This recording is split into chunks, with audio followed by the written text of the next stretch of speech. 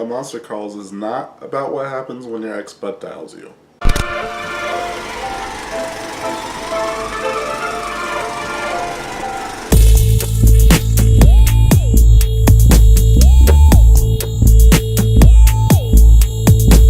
A Monster Calls is about a boy named Connor who's dealing with his mother's illness, and he's also dealing with some other personal issues, bullying, school, his grandma, other things that are compounded with his mother's illness. So in true fairy tale fashion, the kid with the miserable life gets visited by a mythical creature. This time it's a monster, voiced by Liam Neeson, that looks suspiciously like Groot from Guardians of the Galaxy. The monster is there to tell Connor 3 tales that are designed to give him some insight into life and his own issues and how he's supposed to deal with them. The stories aren't typical black and white morality stories like The Boy Who Cried Wolf or something. They're, you have to pay attention and put your own insight into them, which I appreciated. So I'm gonna get this right off the bat. I love the movie.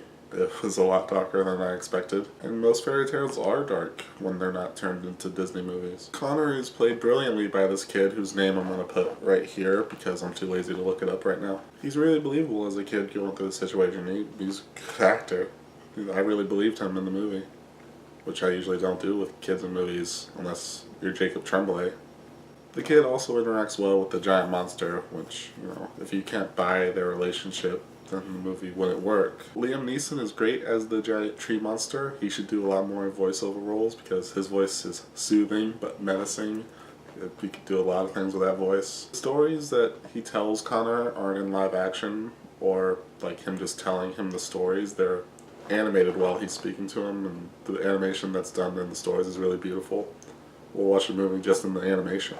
The stories themselves are pretty harsh for a kid, but Connor's in a harsh situation for a kid, so it fits the themes of the movie very well. The direction was great. The movie's from Connor's perspective because he's a kid, so like when you're a kid and you're eavesdropping on adults, you hear them in hushed whispers and you see them through a crack in the door, and you don't really spend a lot of time with the adult characters. It's mostly just how Connor perceives them. I only have a few negatives in the movie. One is Felicity Jones. She has some pretty bad dialogue. I'm sure it's not her fault, but there's some bad, cheesy dialogue written in there. It's probably a direct lift from the book, but her delivery was off, or line was off. Another complaint is the CGI doesn't look the best. I don't know how much money they spent on this movie. It's probably a low budget, but it's not that great, really. There's some scenes where it's pretty obvious CGI. And my last and biggest complaint is just the movie is approximately 1 scene too long. Like, literally 1 scene too long. You just have to cut the last 2 minutes of this movie. It is so unnecessary. You do not need it all. Why is it there? It's useless. I mean, it's there to just add one little tiny layer to the story, but it kind of deafens the emotional impact you had when Liam Neeson spoke his last line in the movie. We didn't have to be shown this. We could have guessed it based on the information we had already seen in the movie earlier.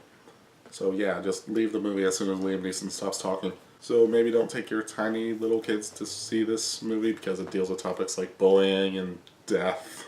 So if your kid's not a pansy, I'm sure they can handle it, and it's a great movie. Bye.